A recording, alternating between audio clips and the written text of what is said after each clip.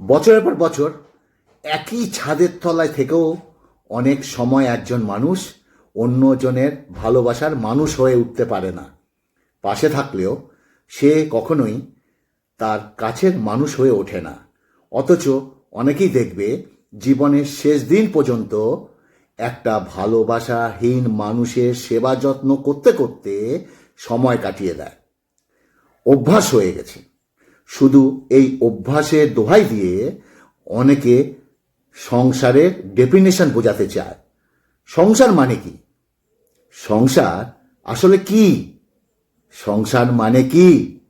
রোজ দুবেলা ভাত রান্না করে দেওয়া, সামনের স্বামীর প্লেটে মাছের বড় পিসটা এগিয়ে দেওয়া, মুরগির রাং তুলে দেওয়া। সংসার মানে কি বাচ্চা উৎপাদন? সংসার মানে কি মধ্যরাতে শরীর বিনিময় মহোৎসব? না, সংসার মানে আসলে একটা নির্ভরতা। একজনের খারাপ লাগলে অন্যজনের কষ্ট হওয়া। সংসার মানে আসলে জীবনের সব প্রতিকূলতাকে শেয়ার করা। সংসার মানে জীবনটাকে উপভোগ করা। সংসার মানে ভীষণ মন খারাপের রাতে কেউ এসে একটু বলুক, মন খারাপ করো না, আমি তো আছি। সংসার মানে সমস্ত অপ্রাপ্তির পরেও মনে হবে আমার একটা তো মানুষ আছে যে আমাকে আলাদা একটা অস্তিত্ব দিয়েছে। সংসার মানে অভ্যাস, দায়বদ্ধতা। ভাবতে ভাবতেই অনেক মানুষ ভুলে যায় বিপরীতে মানুষটির গুরুত্ব। কারোর জ্বর হলে হৃদয় জ্বলে যায়, সারাদিন খোঁজ নিতে ইচ্ছা হয়, প্রচণ্ড টেনশন আমার। অথচ স্ত্রীর জ্বর হলে মনে হয় জ্বর খুব একটা স্বাভাবিক বিষয়, এটাকে অতটা গুরুত্ব না দিলেও চলবে। আমি বোঝাতে চাইছি বন্ধুরা, প্রচণ্ড জ্বরের হয়েও মানুষটার হাত ধরে তাকে তার গুরুত্বটা বোঝানো উচিত। তাকে কি কখনো জিজ্ঞেস করা হয় তুমি ভালো আছো তো? অথচ স্ত্রীর জ্বর হলে মনে হয় জ্বর খুব একটা স্বাভাবিক বিষয়। বউয়ের জ্বর হলে আমরা ভাবি এটাকে কতটা গুরুত্ব না দিলেও চলবে। আমি বোঝাতে চাইছি প্রচণ্ড জ্বরে মানুষটার হাত ধরে খালি একটু গুরুত্বটা বোঝাও। তাকে কি কখনো জিজ্ঞেস করা হয় তুমি ভালো আছো তো?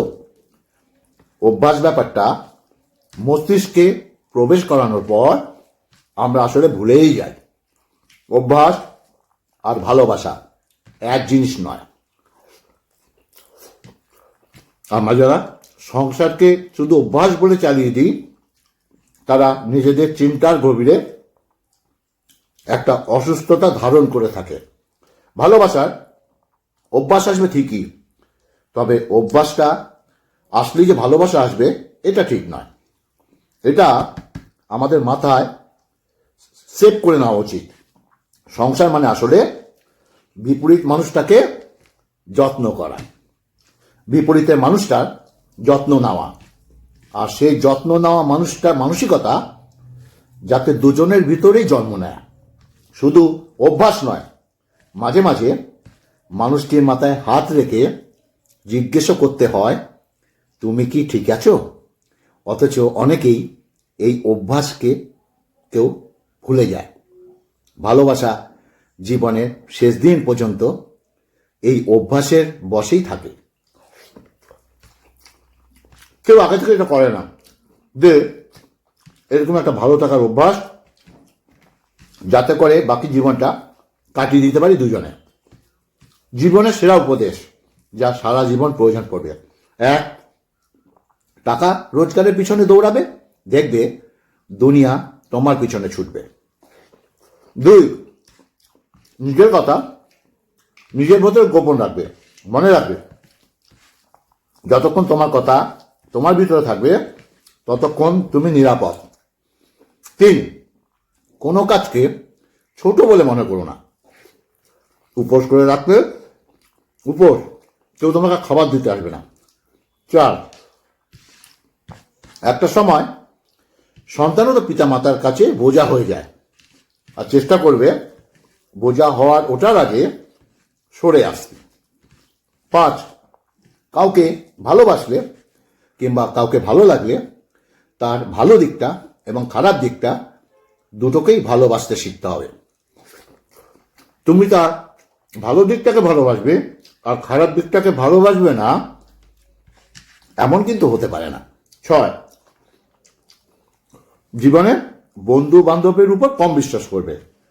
অনেক সময় তোমার ঘনিষ্ঠ বন্ধুরাই তোমার সাফল্যকে বিশ্বাস চোখে দেখবে। 7, চুপ থাকার চেষ্টা করবে আর সব সময় কোলাহলের জায়গা এড়িয়ে চলবে। চুপচাপ জায়গা বসে আধ্যাত্মিক ভাবনা ভাববে যেখানে কোলাহল। আর ফেসবুকে কারোর সঙ্গে কমেন্টসে তর্কাতর্কি করবে না, সেখানে তর্কাতর্কি করাটা এক ধরনের বোকামি। কারণ ফেসবুক হলো বর্তমান সময়ে ইন্টারনেটের ডাস্টবিন নয়। তোমাকে যারা ভালোবাসে তাদের সাথে ভালো সম্পর্ক বজায় রাখার চেষ্টা করবে। 10, মাঝে মাঝে শত্রুর সাথে সুসম্পর্ক রাখার চেষ্টা করবে, কারণ এই দুনিয়াতে কায়দা করে বেঁচে থাকতে হয়, তাই না? 11, বই পড়ার অভ্যাস করবে, কারণ তোমার আত্মার পরিপূর্ণতার জন্যে জ্ঞান খুবই প্রয়োজন। কেউ যদি আমায় খারাপ চায় তবে সেটা তার কর্ম, আমি কারোর খারাপ চাইব না, এটা আমার ধর্ম। সৎ এবং মহৎ লোকেদের সমালোচনা করা খুবই সহজ, কিন্তু তাদের মতো লোক হওয়াটা অনেক কঠিন। যদি জীবনে সফল হতে চাও তাহলে টাকাকে সবসময় পকেটেই রাখো, মাথাতে নয়। কারণ টাকার চিন্তা সব সময় মানুষ লক্ষ্যভ্রষ্ট করে।